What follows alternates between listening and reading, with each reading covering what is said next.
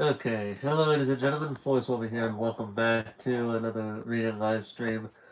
Having to do this for a fourth time because I keep forgetting where I'm at. It's like I just zone out, and then it's like I'm reading one bit, and then the next bit I'm reading a whole different part of the story. But we're gonna keep doing this until we finally get to a good stopping point. But anyway, it's Force Auerbach here, and welcome back to another reading live stream. We are continuing where we left off with Penpal, written uh, by Dathan Auerbach. If you haven't seen the first part, I would recommend doing it.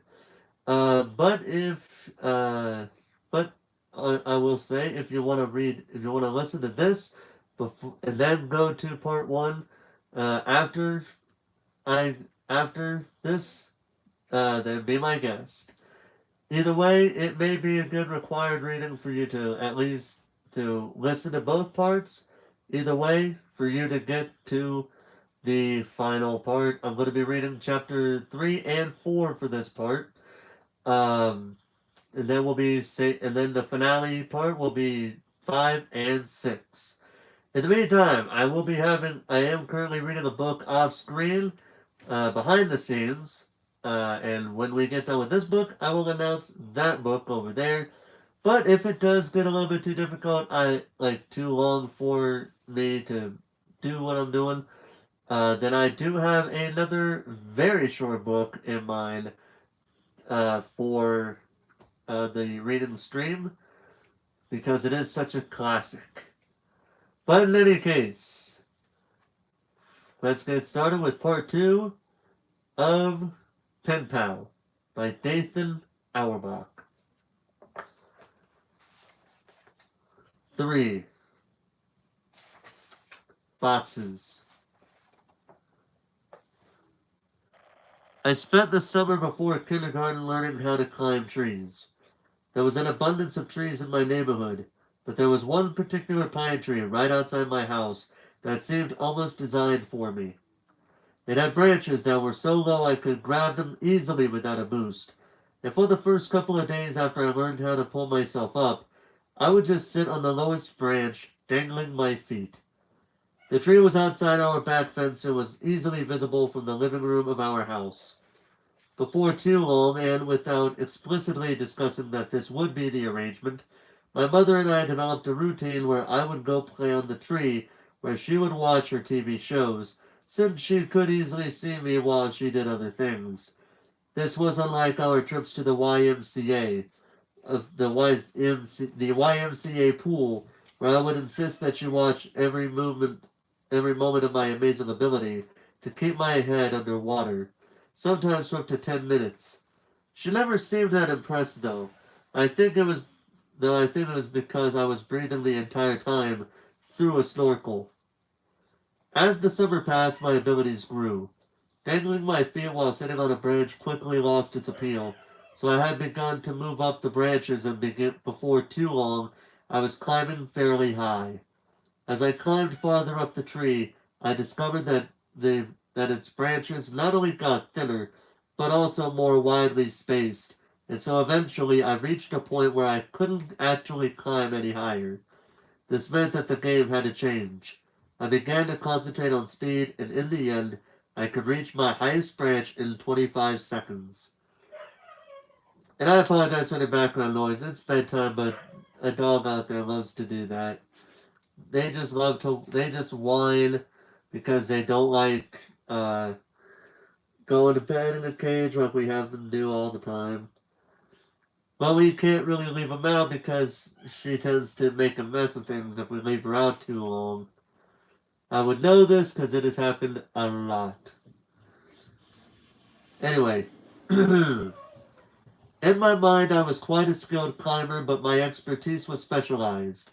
I only ever climbed that particular tree, and I always took the same path. I had worn off the bark on some of the branches from the grinding of my shoes and the wringing of my hands as I moved from one branch to another in the same familiar path. I got too confident, and one afternoon I tried to step from a branch before I had firmly grasped the next one. I fell about 20 feet, and when I hit the earth, all the air was violently pushed out of my lungs. Dazed, I attempted to get back up, but as I put more weight on my left arm, it failed me, and I fell back to the ground. When I looked at the arm that had betrayed me, I understood that I had simply asked too much of it. My forearm was twisted and bent like my tree's roots, and when I tried to move my fingers, I found that they either all moved together or not at all. My mom was running toward me yelling something, and I remember her sounding like she was underwater. I don't recall what she said, but I do remember being surprised by just how white my bone was. I couldn't climb trees anymore after that. I was going to start kindergarten with a cast and wouldn't even have any friends to sign it. My mother and I had put a great deal of preparation into making my first day of school a success, but we weren't prepared for this. She must have felt terrible because the day before I started school, she brought home a kitten. He was just a baby and was striped with tan and white, and he was a talker. The soundtrack of my excitement was a never-ending series of short but continuous cries. I just feel it. Hey, Trader Mystic, how you doing tonight? I almost forgot to put my live chat on so that way I can respond to that as I'm reading this book. Continuing on with said book. The cat squirmed a little in my mom's arms and fanned his toes as he extended his legs. She kissed him on the head and bent toward the floor to release him. As soon as she put him down, he crawled into an empty case of soda that was sitting on the floor. I named him Boxes. Boxes was only an outside cat when he escaped. Sometime long before I was born, my mom had a cat that had apparently decimated the furniture. In the interest of having both the cat and places to sit, my mom had Boxes declawed. As a result, we did our best to keep him inside. Despite our best efforts, he would still escape every now and then, and we'd find him somewhere in the backyard chasing some kind of bug or lizard. Most of the time his prey would simply elude him in the old-fashioned way, but there were a couple times when I approached Boxes in the backyard and saw that he had pinned some poor small animal. But without fail, the tiny creature would pull itself forward and slide through Box's clawless paws, and he would watch in horrified disbelief as his prize literally slipped through his fingers. Boxes could sometimes be as evasive as the lizards he stalked, but he'd always catch him and carry him back inside. Did I say if he'd always catch him? I meant to say we'd always catch him and carry him back inside. He'd scramble to look back over my shoulder, meowing the whole way. I told my mom that it was because he was planning the strategy for next time and warned the lizard that he'd be back. Once we were back inside, we'd give him some tuna fish. Partly due to this ritual, Boxes learned what the sound of the electric can opener might signal, and he would come running whenever he heard it. Most of the time, my mother wasn't opening cans of tuna, but Boxes would howl until she put the can on the ground for him. He would smell it and then look up at her in disgust as if he was thinking, "What is this? Soup?" This can opener conditioning came in handy, because toward the end of our time in that house, Boxes would get out much more often. He would run into the crawl space under the house where neither my mom nor I wanted to follow, because because it was cramped and probably festering with bugs and rodents. We attempted to get him out by calling his name, but when that failed, it seemed that we might just have to wait for him to come out on his own accord. Ingeniously, my mom thought to hook the can opener to an extension cord and run it just outside the opening that Boxes had gone through. Each time, he would inevitably emerge with his loud meows, while causing a miniature sandstorm as he shook the desert, the desert. Yeah, a cat is going to shake off the whole freaking desert somewhere. Like some random desert is going to shake it all off. Let me rephrase that. I want to start from the beginning of that sentence so you know exactly what I meant when I said desert. Each time he would inevitably emerge with his loud meows, while causing a miniature sandstorm as he shook the dirt out of his fur. He would look up at us, excited by the sound and then horrified at how we could orchestrate such a cruel ruse. A can opener with no tune-up made no sense to boxes. The last time he escaped to under the house was actually our last day in it. The summer between first and second grade had just started, and our house had already been on the market for a couple months. I didn't want to move, and I protested as sincerely as I could, but my mother told me that the schools were better elsewhere. Of course, I didn't care about that, but there was no discussion to be had. My mom had already found a new house in another part of the city, so we had begun packing our things slowly so that we'd be ready to move when our house finally sold. We didn't have much, and I had already packed up all my clothes at my mom's request. She could tell that I was really sad about moving, and so she wanted the transition to be smooth for me. I bet she thought that having my clothes in the box would gently reinforce the idea that we were moving, and if it all happened gradually enough, it might be easier for me to accept it once the day finally came. I guess it worked in a way, but even after months of having my clothes all packed up, the room still felt like my room. A little over a week before we were supposed to move, we were carrying some of our things out of the car when Boxes seized the opportunity and ran full tilt into the yard. My mom scrambled to catch him, but the cat evaded her and ran under the house. She cursed that she had already packed the can opener and wasn't sure where it was, and she tried hopelessly to lure him out by calling him, while I pretended to go look for the can opener so that I wouldn't have to go under the house in pursuit. Eventually, my mom, probably completely aware of my little scam, moved one of the panels on the side of the house and went into the crawl space.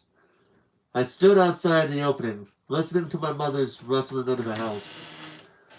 Hold on. Hold on, I gotta pause real quick.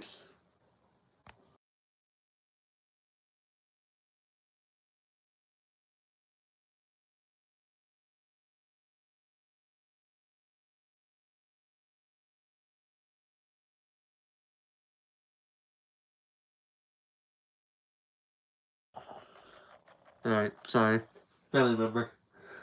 Literally peeking through the door. This family member of mine actually scared me one night because I was reading a book, and so I just kept looking over at this door over here. Literally where I'm facing, there's the door that goes into my room right here. It goes out into the rest of the house. But this family member just had this door open just barely. I could not see the family member very well. And then the family member just spoke, and it scared me. I think that moment's been caught because she did speak before I, before I muted the audio, so that way the family member and I could speak. But it's actually kind of funny, and it really does fit the Halloween spirit when you think about it. Anyway, back to the story. I stood outside the opening, listening to my mother's rustling under the house. Watch for him, she called to me, and so I crouched down just in front of the hole, ready to catch Boxes if he ran out. Come here, my mother roared, and I heard Boxes howl as he often would when he was caught. My mom came out with Boxes quickly and seemed unnerved, which made me feel even better about not having had to go in myself. She took him inside and made some phone calls while I sat on the bottom bunk of my bed and played with the Ninja Turtles action figure. I waited eagerly for Josh's parents to drop him off so we could play. A couple of minutes later, my mother came into my room. She was still covered in dirt from having crawled into the house, and when she moved, I could sometimes see the dirt break loose from her skin and rain down onto the carpet of my floor. The unhinged look in her eyes was still there, and holding the phone tightly in her hand, she told me that she had spoken to the realtor and we were going to move into the other house right away. She said it as if it was excellent news, but I had thought that we had more time in the house. We weren't supposed to move until the end of the next week, and it was only Tuesday. We weren't even finishing packing yet. We weren't even finished packing yet. But my mom said sometimes it was just easier to replace things than pack them and haul them all over the city. I didn't even get to grab the rest of my boxed clothes as my mom ushered me out of my room and out the back door. What about Josh? I protested. What about him? She snapped. I reminded her that he was supposed to come over later that day, and she said that we would have to reschedule our play date. When I asked if I could at least call him to say goodbye, she said that I could just call him from our new house. We left in the moving van, and I watched my home and my entire life slide out of sight as we rounded the bend and exited the neighborhood. I had left my home behind, but I managed to stay in touch with Josh over the next several years, which was surprising since we no longer went to the same school. Our parents weren't close friends, but they knew that we were, and so they would accommodate our desire to see one another by driving us back and forth for sleepovers, sometimes every weekend. The distance did little to weaken the strength of our friendship. As a matter of fact, in many ways, our bond actually grew stronger. Being further apart meant that nurturing the friendship was no longer as easy as taking a 5-minute car ride or waiting a couple extra stops on the school bus. We had to work to stay friends now, and I think that helped us appreciate what we had. At Christmas, after the summer that I moved away, I got a number of presents, but only one that I really remember. I unwrapped a box and opened it to see a walkie-talkie. It wasn't any kind of packaging, and the old cold utilitarian design stood in sharp contrast to the brightly colored tissue paper that lay under it. I gave my mom a quizzical and confused look as I picked it up. It was a little heavy for me, and it seemed pretty sturdy. As I ran my eyes over its knobs and buttons, my mom smiled and told me to give it a try while tapping the rectangular protrusion on the side of the walkie. I depressed the button and spoke. Hello? I waited, but there was no response.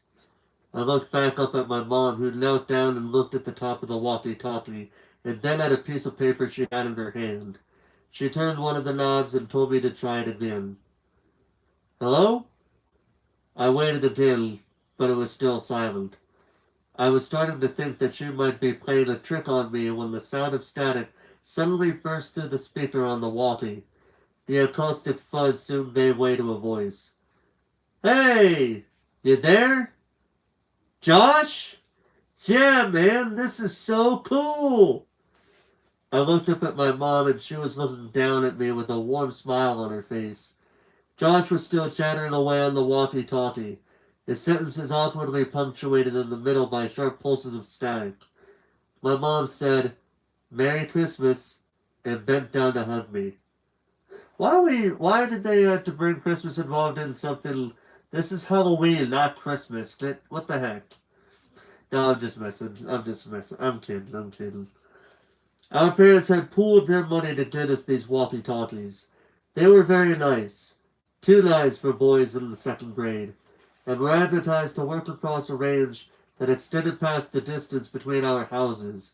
They also had batteries that could last for days if the walkie was on but not used. The walkies would only occasionally work well enough that we could talk across the city, but when we stayed over at each other's houses, we'd use them around the house, talking in mock radio speak that we had taken from movies, and they worked great for that. Could you imagine what that would have been like when you think about it?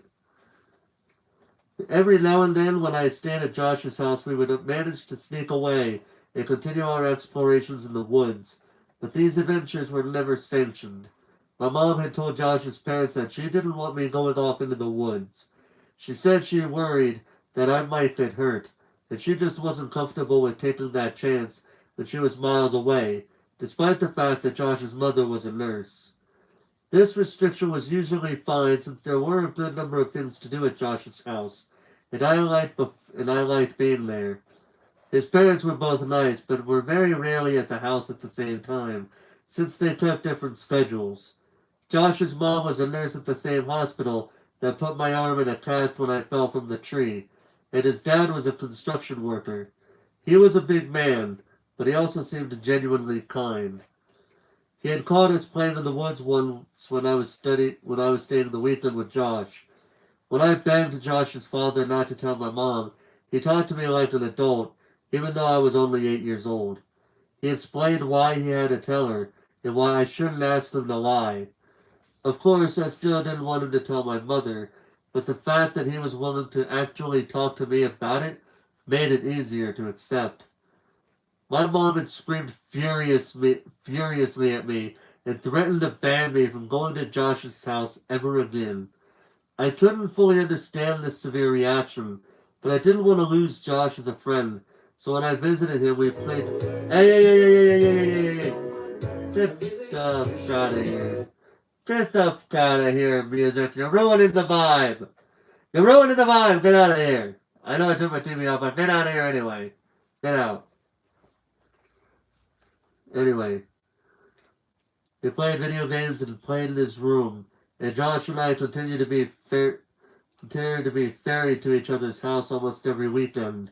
I never really thought about it, but the fact that our friendship didn't atrophy when I moved away was mostly thanks to the efforts that our parents made. Thanks to them, we were still friends when we were 10 years old.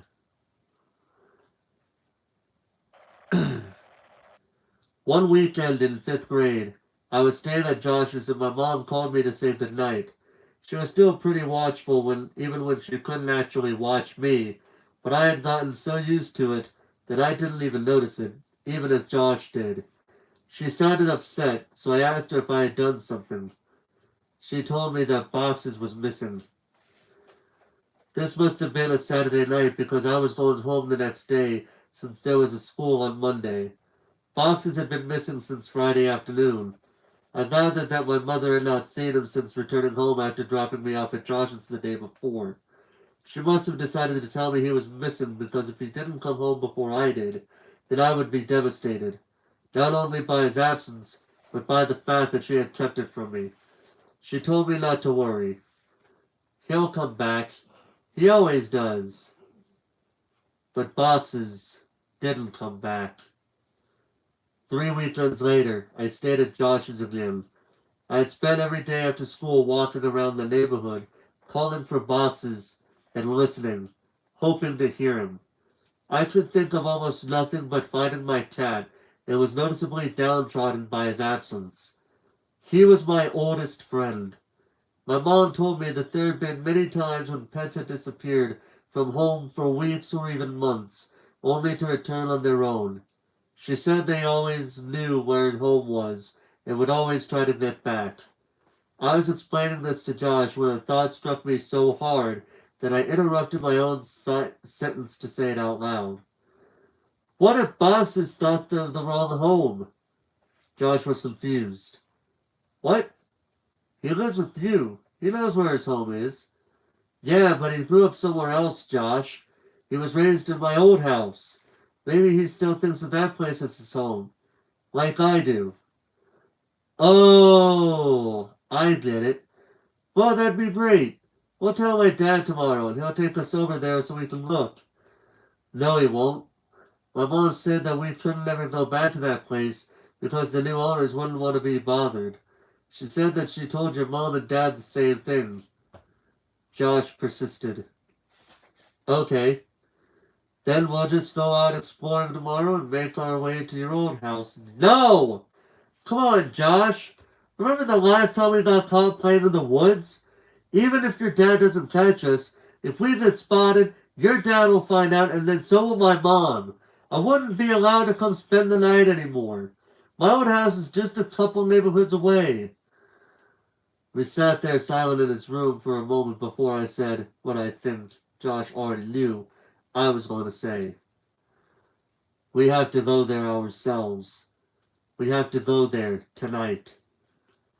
It didn't take that much convincing to get Josh on board, since he was usually the one to come up with ideas like this. But we had never snuck out of his house before.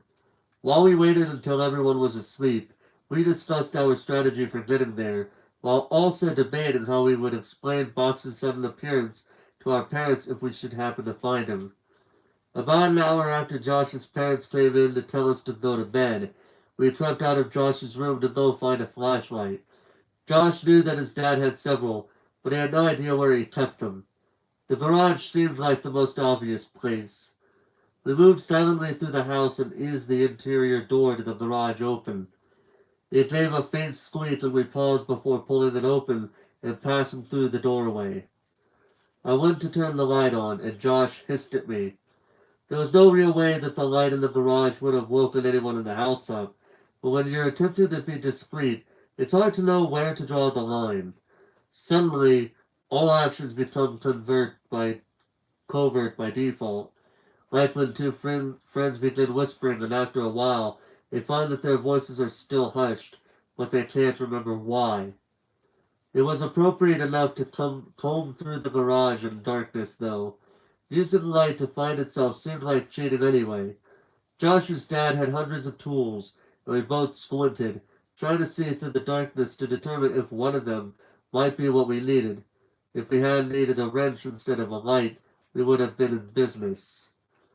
Hey, Josh broke the silence. What? Hey, man. What? I whispered as loudly as I could. I can't see anything in here. I know, me neither. Do you have a flashlight I can borrow?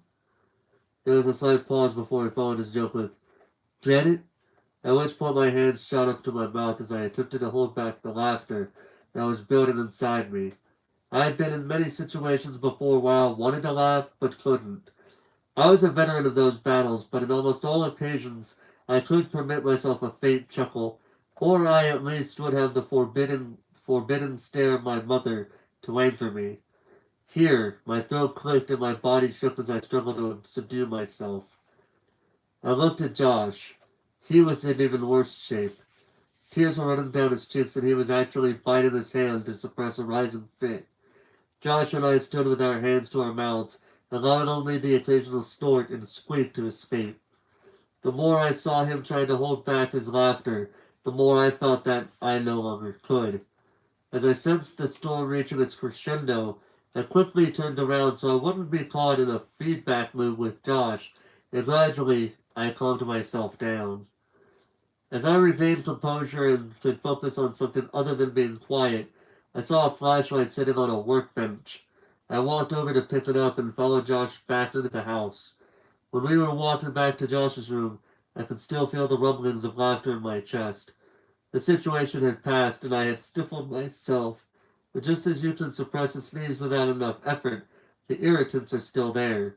Before I could even think to stop myself, I began giggling in the hallway, and Josh shushed me harshly as he ushered me into his room. I'm sorry, man, I managed to force out amongst my laughter.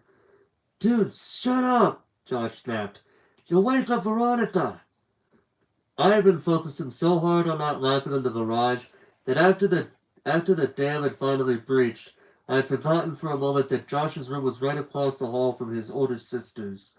I was so embarrassed by the thought of her hearing me giggle that the laughter inside me died, and with it went the brief moment of forgetfulness about why we had gone looking for the flashlight to begin with.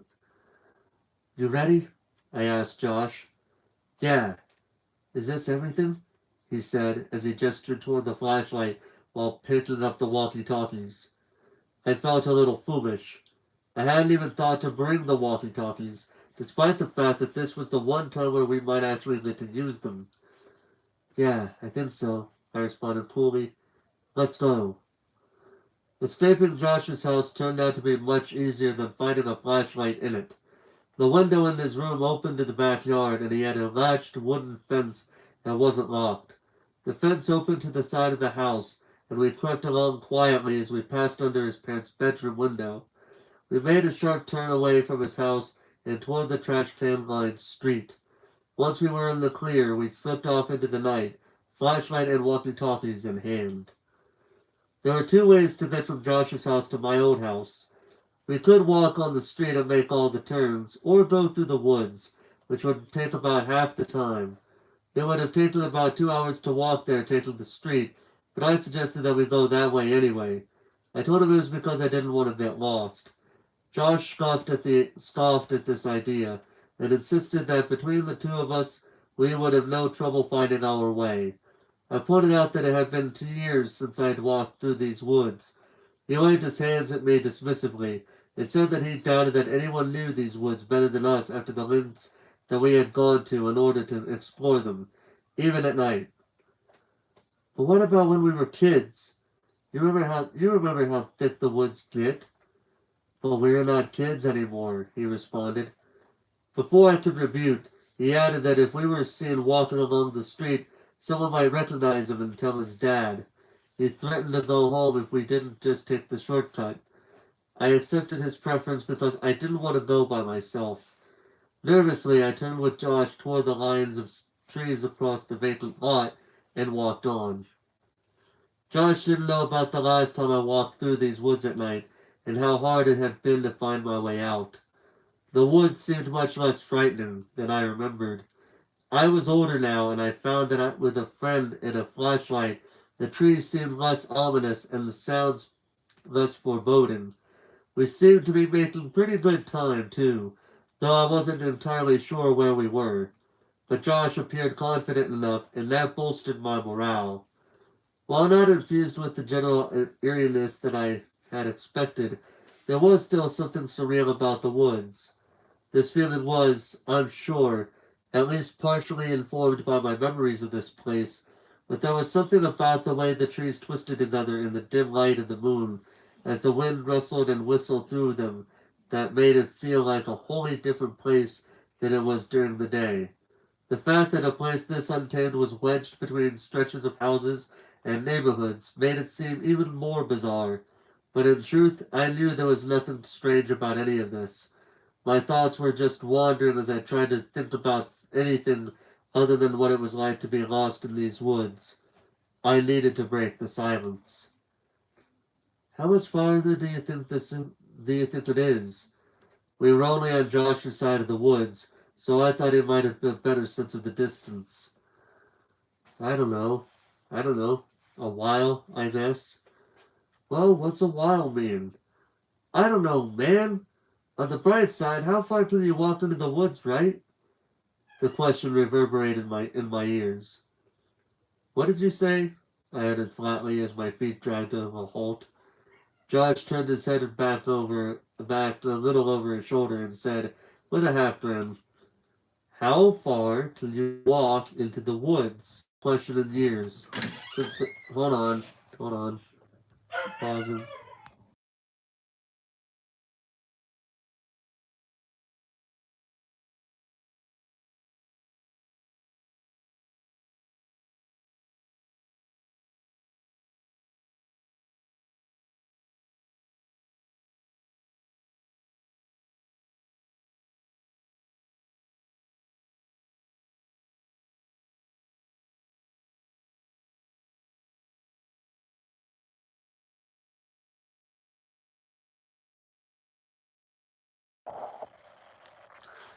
Sorry about that.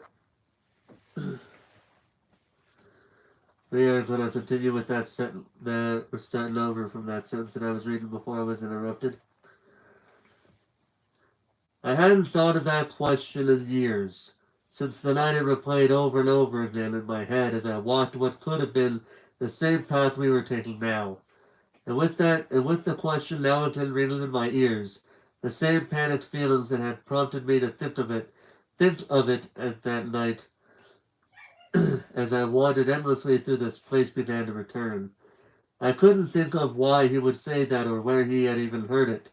My mind began whirling in a gyre, as it clouded with that familiar feeling of being certain that you are dreaming while also knowing that you are not. Josh hadn't stopped walking when I had, but I could hear him just up ahead of me. I could see the meandering of the flashlight's beam through the trees. I began walking again and caught up with my friend.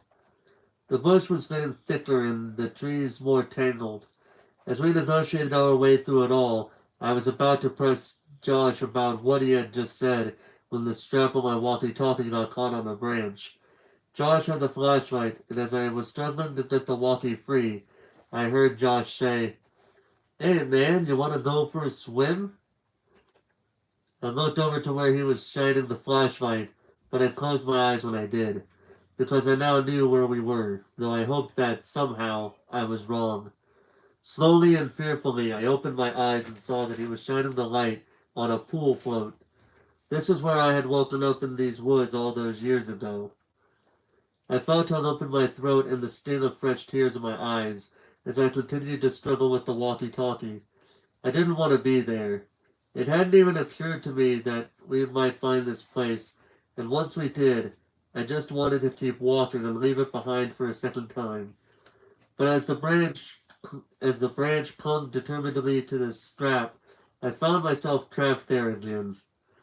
Frustrated, I yanked on the walkie hard enough to break the branch that held it, and I turned and walked toward Josh, who had partially reclined on the pool float in a mock sunbathing pose. I didn't want to tell Josh how I had first found this place, so I knew that I had to temper my desperation to leave it. Slowing my pace, I tried to collect myself, and Josh, either in an attempt to light my way or obscure it, shined the flashlight directly on my face. The whole world went white for a moment, and even after Josh moved the light, its impression remained. I couldn't see anything, not even the hole. I felt the dirt around the edge of the chasm give way, and I reeled back in an attempt to regain my balance, but it was not enough. I tumbled into the crater. It was only a few feet deep, but it had a fairly large perimeter. I was puzzled. I remembered this place vividly from that night. The topography of this particular area was etched deeply into my mind, but I didn't remember the hole. I rose to my knees as I tried to wind back my mind's clock. That's when I heard Josh scream. I rose to my feet quickly and scrambled out of the hole. I tried to see what was happening, but Josh had the flashlight, and its beam moved wildly through the darkness as he flailed frantically on the float.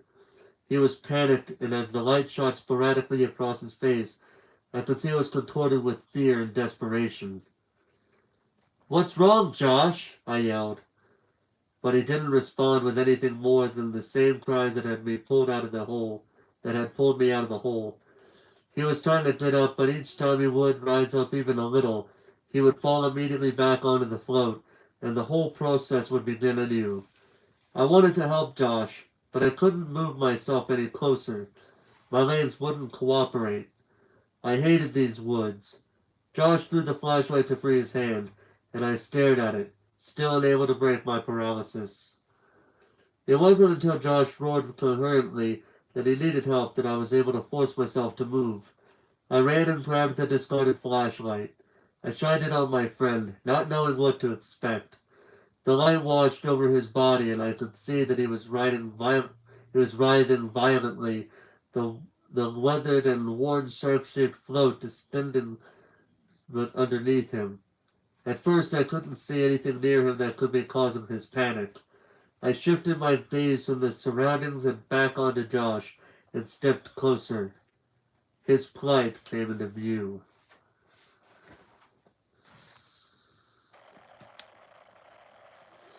Hello, Tyler Wilson, if you're still here. How you doing tonight?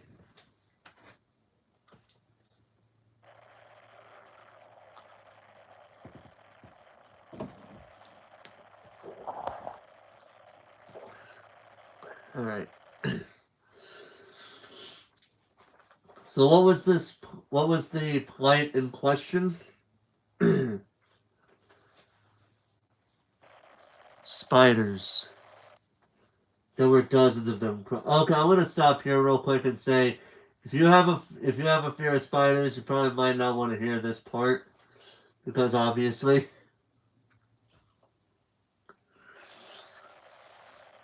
But I'm gonna continue now. And if you haven't muted by now, and you're afraid of spiders, I warned you. Don't say I didn't.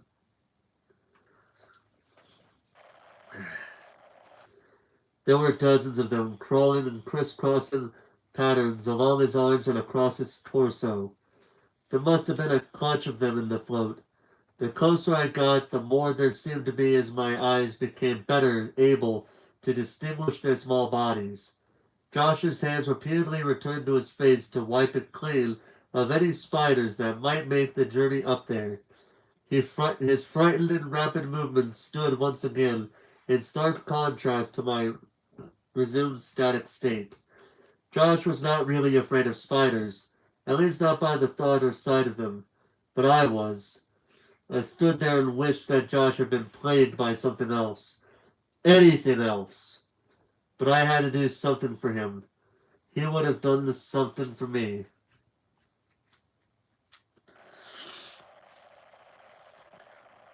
Setting the flashlight on the ground. Setting the flashlight on the ground, I ran to my friend and shut all thoughts of the spiders out of my mind. If I thought about them, I would stop thinking about helping Josh. I grabbed his arms and leveraged back, pulling him up as steadily and strongly as I could. Once on his feet, he yanked off his shirt and began savagely beating it against the ground while I tried to brush the remaining spiders from his arms and neck. When the urgency had passed, we stood there for a moment, surveying one another and ourselves, picking and brushing the old spider off the other, and occasionally slapping our hands against our own bodies in response to some tickling rogue hair or leaf. From a distance we must have looked like two monkeys with neurological disorders, when the danger seemed to have passed and the spasm stopped. I bent down, picked up Josh's shirt, and handed it to him. He snatched it out of my hands and shook it violently in case there were any stowaway arachnids. And after he pulled it over his head and slid his arms through, he leaned forward and said with the kind of tone you might hear in someone's voice as they were punctuating a great argument with a final point. "Fuck spiders." We walked on. I had my bearings back, and Josh knew that we were in my part of the woods, so he dropped back a little and I took the lead. We were getting closer to my house now, so we became more focused on what had brought us into the woods in the first place. Boxes was my cat, but Josh had known it for almost as long as I had. So long, in fact, that Josh had his own set of stories about my cat. When we were in the first grade, Josh was staying at my house for the night and was sleeping on the bottom bunk. At some point while he slept, Boxes climbed in bed with him, and was still there when he woke up the next morning. Josh told me that when he opened his eyes, Boxes was laying about a foot away from his face and was staring right at him. Josh said, or at least implied, that for a moment he felt like they were sharing something special, that they were making some kind of connection. This moment lasted right up until Josh smiled and Boxes smacked him in the face with his clawless paws, quickly and repeatedly, just before he dashed out of the room, leaving Josh dazed. Of course, I didn't witness any of this, but I was somewhat privy to the conclusion since Josh's shouts were what woke me up that morning. That night as we walked through the woods, drawing ever closer to my old house, we took turns telling different parts of the story to one another. We continued on our path, but as we passed the pile of dead Christmas trees, its weathered ornaments still healthy enough to catch the faintest light and cast it away. What Josh had said earlier in our journey still tinted my thoughts. I confronted him abruptly. "Why'd you say what you said back there?" "What? About Boxes biting me on the nose?" "I swear he did." "No, not that. You asked how far we could go into the woods." "Why'd you ask that?" "Huh? Oh, I don't know. I thought it'd be funny." "Yeah, but where'd you hear that question? Why would you ask me that?" I was trying not to let it out that it had upset me. "It's that riddle. You told me that stupid riddle in kindergarten." "What? I don't remember that." "Come on, are you serious? It's the day we let our balloons go. I guess you finished your work, or... Yeah, that's right, because it was before your paper got all messed up. You came up to me when I was finishing mine, and we started talking about how we'd explore the woods at your house and stuff. And then you asked me how far I could go into the woods. but I didn't know what you meant, and when I tried to answer you, you just kept asking that stupid question over and over. Oh yeah! Josh started laughing. And then you said, I just have to figure it out, and you tried to be all mysterious. But then you just blurted the answer out like 10 seconds later. Oh yeah. No wonder you forgot. Who'd want to remember blowing a joke so bad? He punched me lightly in the arm, and I shoved him back playfully. We laughed as we walked through the ditch. We were back in my old neighborhood, and suddenly the task at hand seemed much more daunting. It was probably about 1 o'clock in the morning. Most of the houses were dark inside, and there were no streetlights in this part of my old neighborhood, so our flashlight cut sharply through the darkness, and we saw only what the beam hit. I started to wonder how we were going to find boxes in such blackness. I found myself wishing we had another flashlight. The last time I had rounded the bend that was ahead of us, I had seen my house fully illuminated, and there was a part of me that expected to find it in the same state as Josh and I had pressed forward, and the roof of my house appeared over the others. All the memories of what transpired that night came flooding back. In the woods, I had been hit with waves of flashes from the past from that winter night when I was 6, and they would break and retreat back into the reservoir of my mind. But as I retraced my path on the paved road back to my house, for a moment, Josh seemed to fade away, and every step seemed to hurt as if my feet had once again been cut open by the sharpest sticks and thorny bushes of the woods undergrowth. Although I was wearing shoes this time, I could almost feel the small asphalt pebbles that had wedged themselves into the cuts on the soles of my feet the last time I made this journey.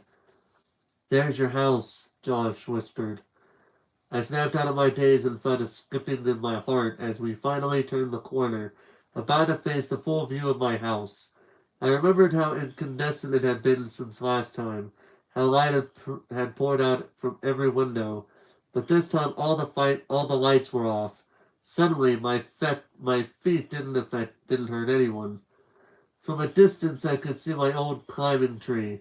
It looked smaller than I remembered, but my memories of scaling the tree had transformed it into a redwood in my mind.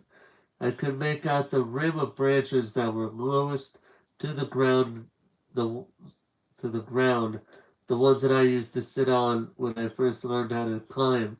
That tree was the source of many memories for me, and they were all good ones, even the ones where I had fallen. It had been enough in the same spot for years before I was in any spot at all, oblivious to all that transpired around it, or or who it had affected, and who would remain affected there after I had gone if I was gone if it was left alone. How my mind traced the steps of casualty backward. I realized that I wouldn't be back here this night if the tree hadn't grown, and I was briefly in awe of how all events were like that. As we got closer, I could see that the graveyard in the yard now reached half the height of the chain link fence that encircled it. I couldn't even guess whether it had been la- it had last been mowed. Hold on. As we got closer, I could see that the grass in the yard now reached half the height of the chain link fence that encircled it. I couldn't even guess when it had last been mowed. One of the window shutters had partially broken loose and was awkwardly rocking back and forth in the breeze. Overall, the house just looked dirty, as if a thin film of grip time and war and grease had coated the whole building, despite whatever rain there had been. It had never even occurred to me that the whole house could get filthy. I was sad to see my old house in such a state of disrepair. Why would my mom care if we bothered to the new owners if they cared so little about where they lived? And then I realized there are no real owners. The house was abandoned, though it looked simply forsaken. It dawned on me my mother must have put into the dominance of the house if this is what it looked like when no one came aboard. It was like seeing an old friend who had become terminally ill, and it broke my heart, and I couldn't help but wonder why my mom would lie to me about our house having new occupants. Maybe she just didn't want me to see it like this. I'm gonna go ahead and take a quick drink real quick.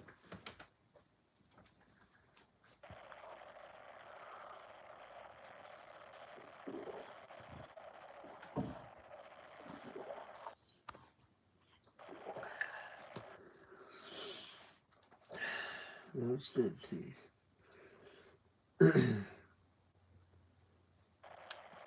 Despite how sad it made me, I realized that this vacancy was actually a good thing. Since there was no one to take care of the house, there was no one to stop us from looking for my cat. It would be so much easier to look around for boxes if we didn't have to worry about being spotted by the new family.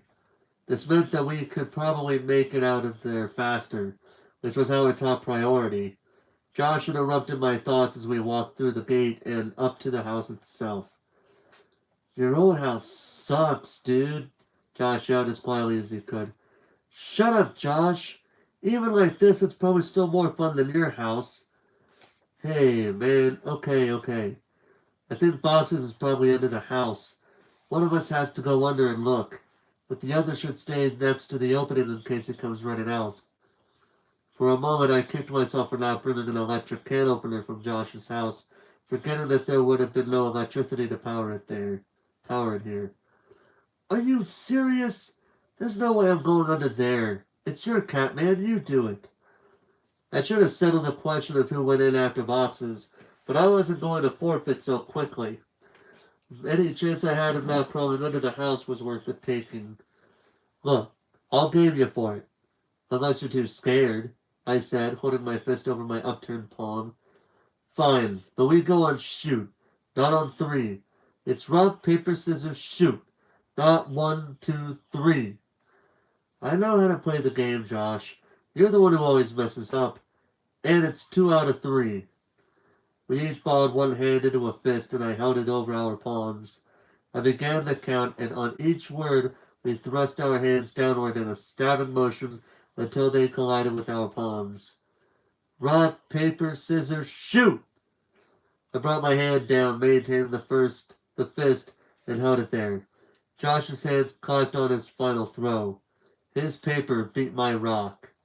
We began again. Rock, paper, scissors, shoot! I guessed that Josh would count on me throwing rock again, and I almost did. At the last second I changed my mind and laid my hands together flatly. I looked at Josh. He was pointing 2 fingers at me as if to signal the number 2. He had guessed what I'd do, or had just gotten lucky. Either way, his scissors beat my paper. I lost. It was obvious that Josh wanted to gloat, but he restrained himself. He wasn't happy that anyone had to go into the house. I wiggled loose the panel that my mom would always move when she had to crawl after boxes. I had removed it myself only once, but that had been a long time ago. I pushed it in hard and then twisted it a little before pulling it out and resting it against the side of the house. My mom only had to crawl underneath the house a handful of times, since the can opener trick usually worked. But as when she had to do it, she hated it, especially that final time. As I looked into the darkness of the crawl space, I had a greater opportunity for appreciation for what that was, for why that was. Before we moved, my mother said that it was actually better that boxes ran down under here, despite how hard it could be to get him out. It was less dangerous than him jumping over the fence and running around the neighborhood. All that was true, but I was still dreading going into the crawl space. I turned back toward Josh and smirked. Best 5 out of 7? He laughed and told me to watch my head on the way in. I grabbed the flashlight and the walkie and began to crawl into the opening. Upon setting my hand on the ground, on the ground underneath the house, I realized that I was about to ruin my favorite shirt. The Guardians of the Galaxy, or the ground of the crawl space was nothing more than damp dirt.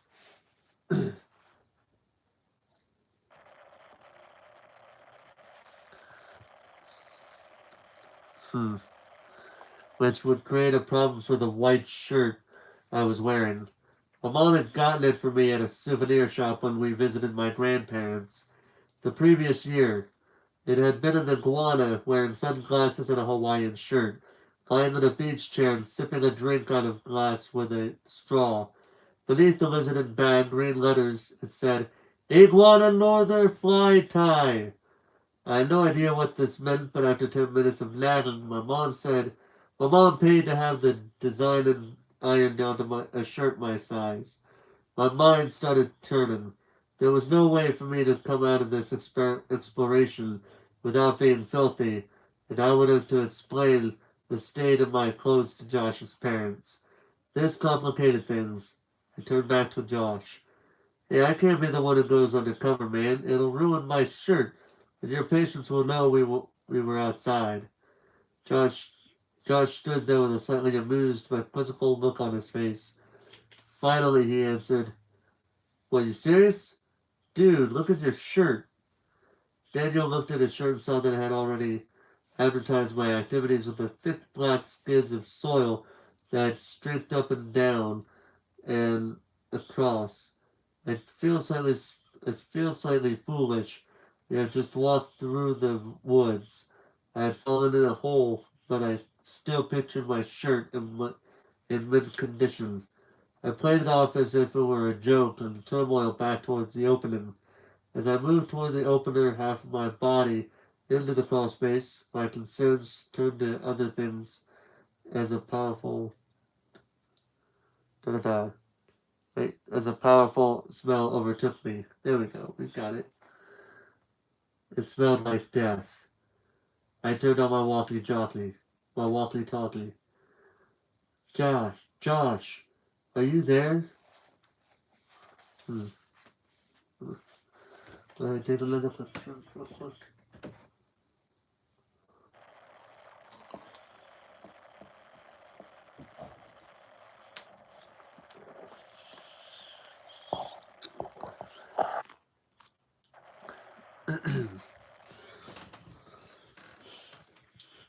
Alright.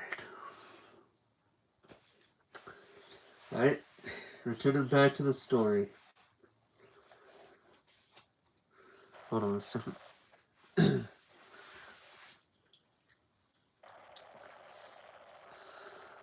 This is Macho Man. Come back. Josh, cut it out. There's something wrong down here. What do you mean? It stinks. It smells like something died. Oh man, is it boxes? I really hope not. I sat down the walkie and oscillated the flashlight as I crawled forward a little, trying to survey as much as possible from my current position. Looking through the hole from the outside, you could see all the way back with the right lighting, but you had to be inside the crawl space to see around the support blocks that held the house up. I'd say that about 40% of the area wasn't visible unless you were actually talking, well, actually in the crawl space, but even inside, you can only see directly where the flashlight is pointing. It would make me a scouting officer the place much more difficult. I tried to call my cat. Boxes. I paused and listened. Boxes. There was no sound or movement. I tried clicking my tongue against the root of my mouth, but there was no response to that either. Pressing my hands hard against the earth, I pulled myself forward until my feet slipped past the opening and into the crawl space. As I moved farther into the void, the smell intensified to the point that it stung my nostrils. If I covered my nose with my hand, I wouldn't properly leverage myself in that cramped space. This meant that in order to move, I had, I had to breathe the air directly.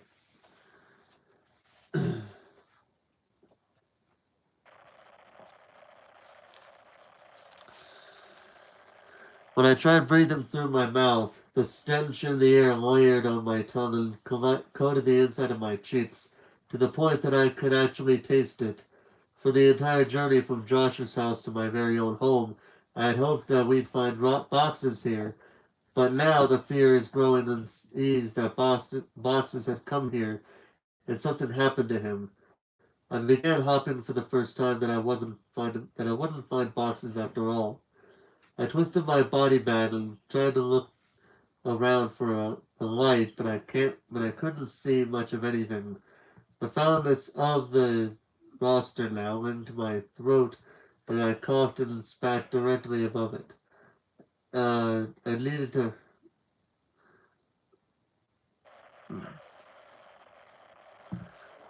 I needed to hurry up so I could leave this place, reaching my arm forward.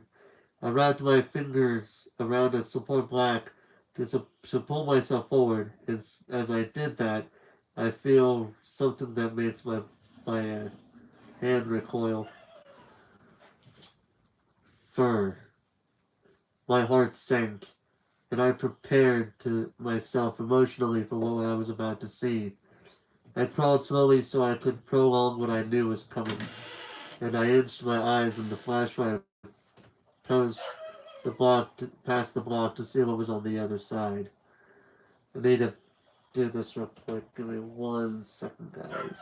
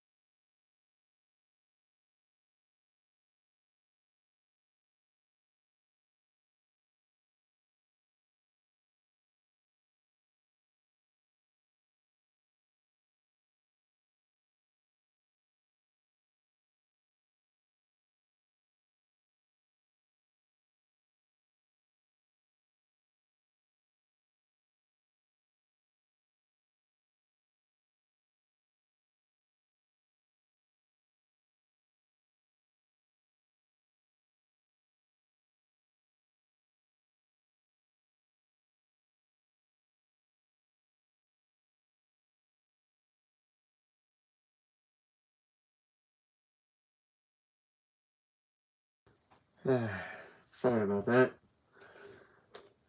Something weird happened, but we're not going to discuss it because it is involving things that don't need to be discussed publicly. Nothing really bad, but still. Alright. So, I'm going to go ahead and read that last paragraph I was on, just so that way I know what I was doing here. My heart sank, and I prepared myself emotionally for what I was about to see. I crawled slowly so I could prolong what I knew was coming, and I inched my eyes in the flashlight past the block to see what was on the other side. I staggered back in horror and disgust. Jesus Christ! Escaped my trembling mouth. It was a hideous and twisted creature, badly decomposed. Its skin had rotted away on its face, so the teeth were revealed in an ever-present sneer that made them look enormous. Its eyes had either sunk back into its skull or were simply gone altogether, but I still felt like it was looking right at me. The smell radiating from it was unbearable. What is it? Are you okay? Is it boxes? I reached for the walkie. No, I don't think so. Well, what the hell is it then? I don't know. I shined the light on it again and looked at it with less fear in my vision. I chuckled, though I felt bad for doing so. It's a raccoon! Well, keep looking. I'm gonna go into the house to see if you might have made it in there somehow. What? No, Josh, don't go in there. What if Boxes is down here and runs out? He can't. I put the board back. I looked and saw that he was telling the truth. Why'd you do that? Don't worry, man, you can move it easy. Doing it this way makes more sense. If Boxes ran out and I missed him, then he'd be gone. If he's down there, then it'd be easier for you to grab him, and then you can just radio me, and I'll come move the board. If he's not down there, then you can move it yourself and meet me in the house. I thought of the times that my mother had tried to catch Boxes either running out of the house or sprinting around the backyard. Josh had a point. In fact, this plan seemed more thoroughly thought out than our entire mission. Still, I liked the idea of him being just outside, even if he wasn't doing anything productive. It was just good to have him there. But we'd save time this way, and we needed all the time we could get. Both of Josh's parents got up early, and I would still have to try to clean my clothes after crawling around under the house. I didn't want him to abandon his post, but there was always the chance he wouldn't be able to get in anyway. Hesitantly, I radioed back. Okay, but be careful. And don't touch anything. Don't worry, man. I won't touch your Barbie collection. I laughed. You remember your way around inside, right? Yeah, I think so. Where do you think I should look? I thought for a moment. He used to sit on the washer or dryer sometimes, but if he's not there, then try my room. There's a bunch of my old clothes still in boxes there. Check to see if he crawled in one, I guess. And make sure to bring your walkie. Roger that, good buddy, Josh replied. I realized only then that it would be pitch black in there. The power would have been turned off since no one was paying the bill. With any luck, he'd be able to see from the streetlights on the other side of the house that might cast some light inside otherwise. Otherwise, I wasn't sure how he'd find his way around, or how he'd find Boxes for that matter. Before too long, I heard footsteps right over my head and felt old dirt raining down on me.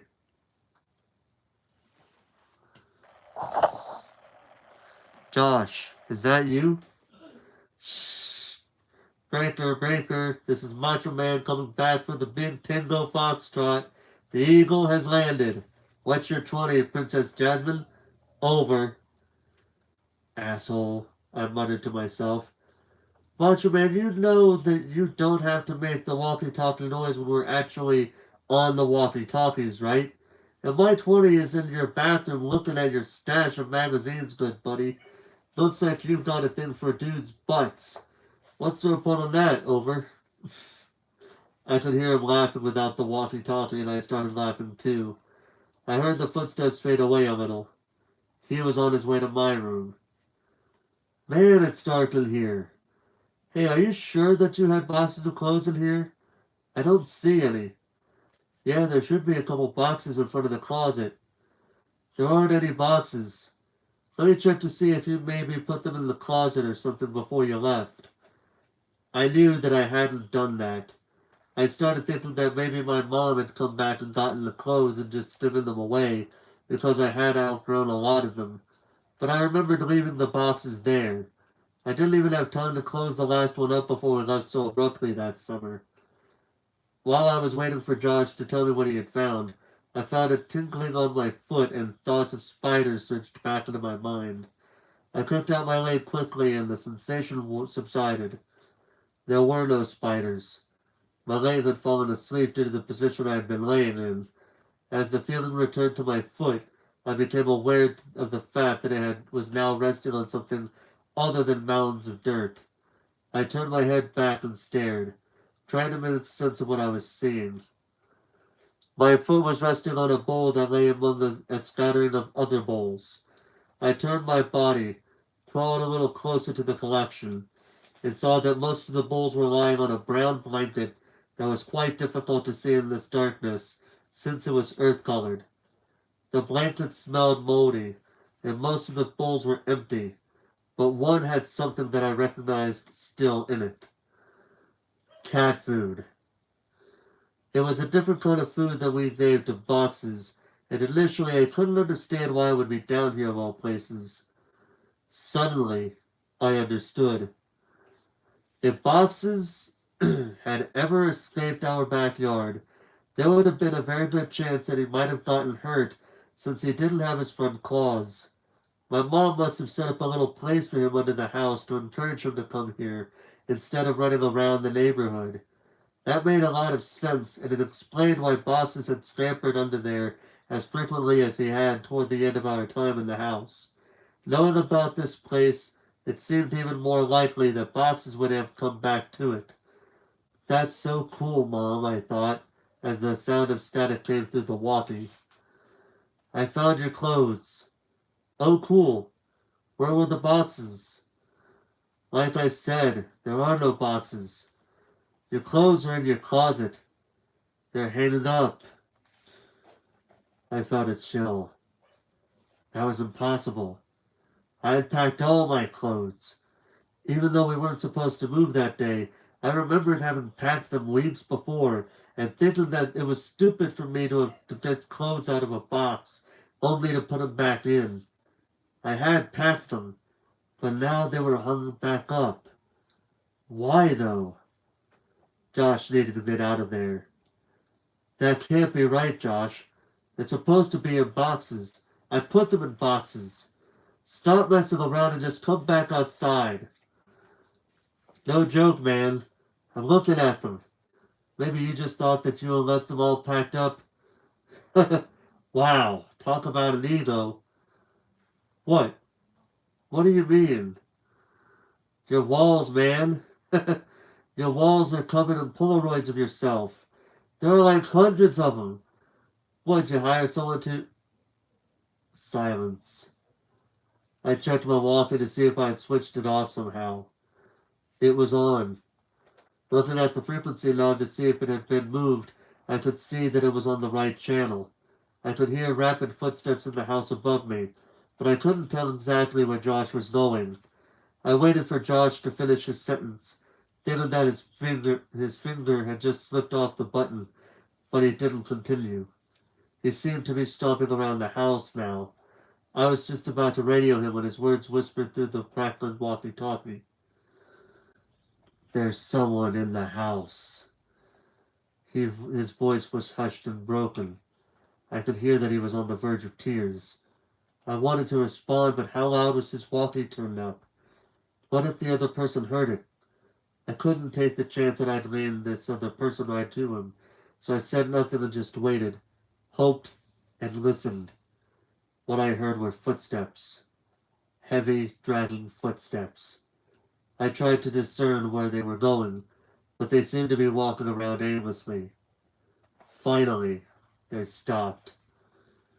After only a moment, there was a loud thud a few feet above me, and I could hear the dirt and sand raining down from the underside of the floor onto the ground in the crawl space. Oh God. Josh. He had been found. I was sure of it. This person had found him and was hurting him. I couldn't move. I wanted to run home. I wanted to save Josh. I wanted to go for help.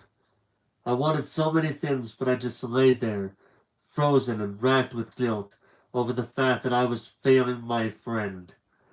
It wasn't at all that I was unable to help him, as if I had tried and failed and felt I had let him down, as if I had tried to scramble out of this pit and rush inside to rescue him, only to be thwarted and defeated.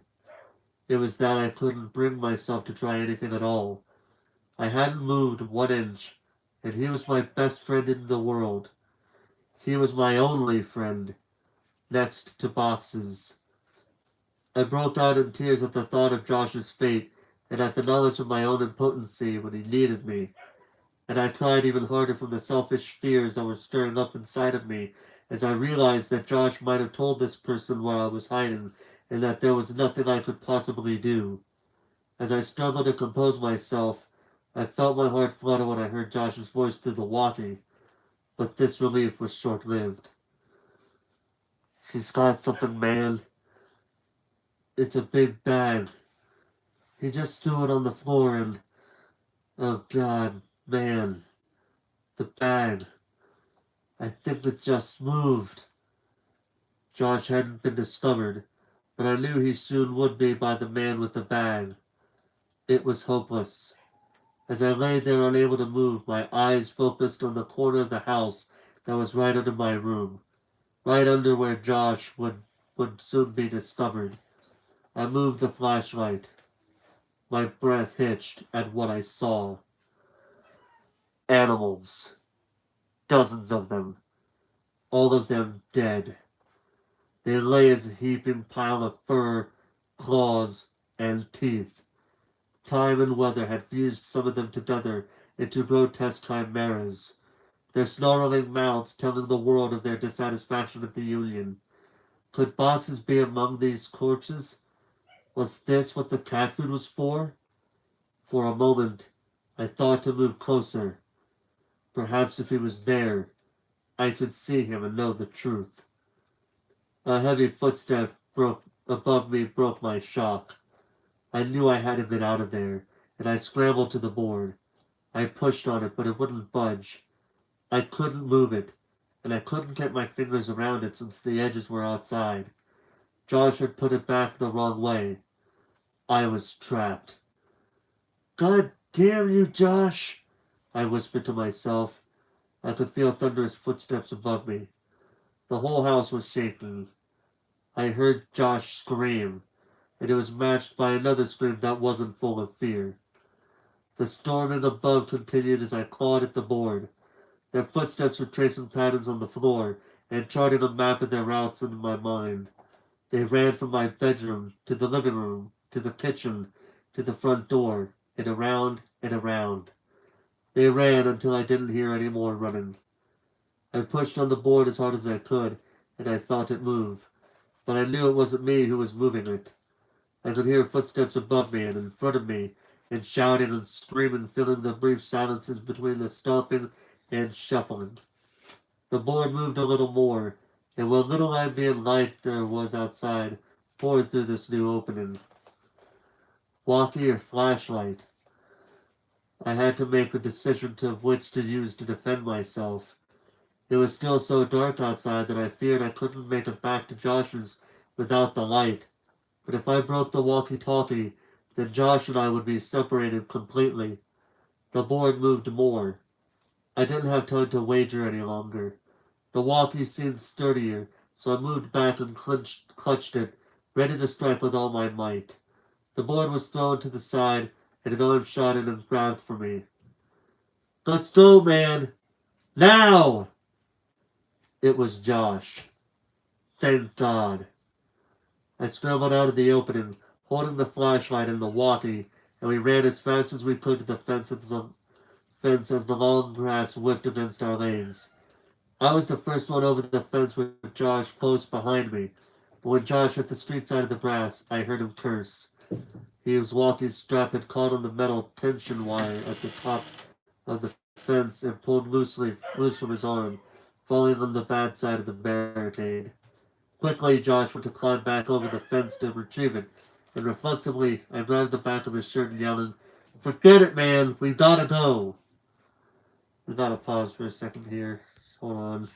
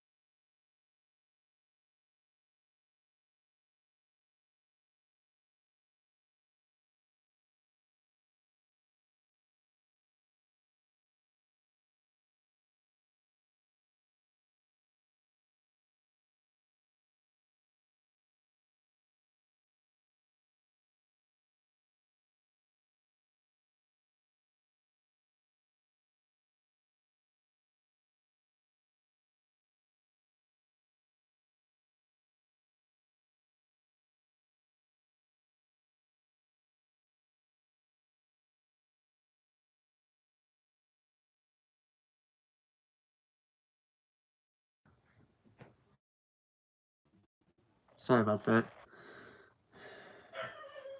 Let's move on. At this point, I'm just probably going to read this chapter and then just end the stream, and then we'll do the other chapters later. I know I said I was going to do chapters 3 and 4. But right now, we got something going on over here that is freaking my mama out. It's freaking my family member out. And so, I'm just going to end the stream after reading this chapter. Behind us, I could hear yelling, though they weren't. Behind us, I could hear yelling, though they weren't words, only sounds. Without discussing it, we, perhaps foolishly, ran for the woods in order to get back to Joshua's house more quickly, while hoping being somewhat harder to follow. We tore through the thick patches of foliage, which tore back through us, albeit unequally. My arms were stinging with fresh cuts and scrapes from the woodland blockades that attempted to slow us down. The whole way through the woods, Josh kept muttering, "My picture. He took my picture." I began to feel physically ill from the guilt that this caused in me. I knew the man already had Josh's picture, from when we played as boys in the ditch. I supposed Josh hadn't thought about that day since it happened. Maybe he still thought those mechanical sounds were from a robot. Aside from Josh's mutterings, not a word was shared between us as we hustled through the woods back toward Josh's house. We made it back into his room before his parents woke up. I didn't know how to use his washing machine, and even if I did, it would have made too much noise. After my attempt to scrub the dirt out of my shirt and pants with water from the sink proved unsuccessful, I borrowed some clothes from Josh and reluctantly snuck back outside to throw the incriminating clothes into the large green city trash can that was sitting by the curb. The fact that there were so many trash cans lining this neighborhood road told me that garbage day was somewhere nearby on the calendar, and when I lifted the lid to Josh's trash can and saw it filled with garbage bags, I was relieved that the day hadn't already come. I hesitated for a second, taking a last look at the lizard on my shirt, then shoved the clothes underneath one of the bags and crept back around the house and through Josh's bedroom window. We sat in silence for a while, and it started to become uncomfortable. Finally, to break the quiet in the room, I asked him about the big bag in my old house and if it really moved. He said he couldn't be sure. He kept apologizing about dropping the walkie-talkie at the house, but obviously that wasn't a big deal, all things considered. We didn't go to sleep that night. Instead, we sat peering out the window, waiting for the man with the bag, but he never came. We agreed to never tell anyone about what happened. No good would come from that. After a couple of hours, the sun pushed the darkness out of the sky, and my mom came to get me a couple of hours after that. She asked me about the clothes I had on, and I told her that Josh liked the shirt I had been wearing, and asked if he could borrow it. She said that was nice of me.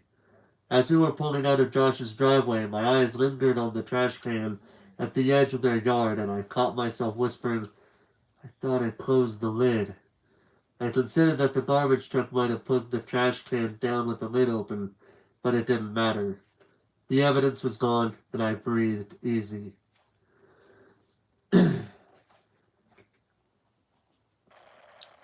Until very recently, my mother didn't know about what Josh and I had done that night. Of course, I spared many of the details when I told her, but I thought that if I told her something she didn't know, maybe she would reciprocate. By the end of the story, my mother's eyes had glossed over. I asked her why she lied about bothering the new owners to stop me from going when there weren't any new owners at all. Why she had why she tried so hard to stop me from going back to our old home. She became irate and hysterical, and told me to get out of her house. But I just sat there wailing. Hey, Zelda Mysterious, long time no see, no talk. How you doing? How you been? When she realized that I wouldn't leave, she sat back down and she answered my question. She grabbed my hand and squeezed it harder than I thought her capable of, and locked her eyes to mine. She whispered through the clenched teeth as if she was afraid of being overheard.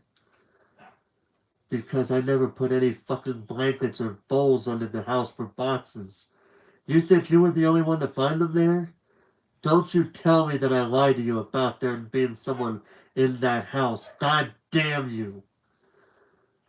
I'm doing good. I'm doing pretty good. Thank you for asking. Reading this book. I'm actually about to end the stream shortly because this chapter's almost over. I felt dizzy. I'm going back to the book, by the way, when I say that. I felt dizzy. With those few sentences, I understood so much. I understood why she had looked so uneasy after she brought boxes out from under the house on our last day there. She found more than spiders or a rat's nest that day. I understood why we left almost 2 weeks early. I understood why she tried to stop me from going back. She knew. She knew he made his home under ours, and she kept it from me. And as I walked out of her house, I could only think of what else she might know. I loved my mother that night without saying another word. I didn't finish that story for her, but I want to finish it here, for you. When I got home from Josh's house that day, I threw my stuff on the floor, and it scattered everywhere. I didn't care. I just wanted to sleep. I woke up around 9 o'clock that night to the sound of boxes meowing. My heart leaped. he had finally come home. I was a little sick about the fact that if I had just waited a day, none of the previous night's events would have happened, and I'd have boxes anyway. But that didn't matter. He was back. It was coming. I'm going a few sentences ahead. Now I'm on track. I see where I'm at.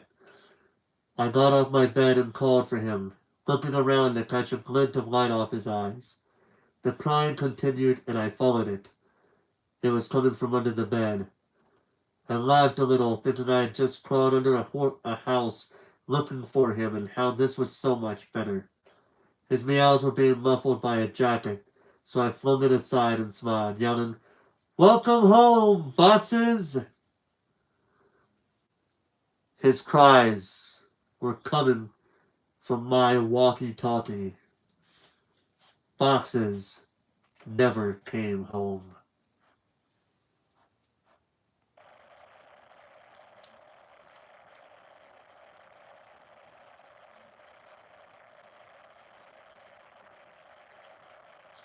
So I'm going to go ahead and end it there because like I said earlier, something is going on right now. I won't go into too much detail of it. It's nothing like really bad, but it's to the point of it's kind of in a way it's kind of spooky in itself. But unlike the usual haha Halloween funny moment kind of spooky, it's more like the actual kind of spooky, but also very weird, and hopefully nothing bad comes of it. So tomorrow night I will continue with chapter 4 of this book titled Maps. Yeah, so I know I said I was going to do chapter 3 and 4, but I'm going to stop here for the night. Oh, excuse me.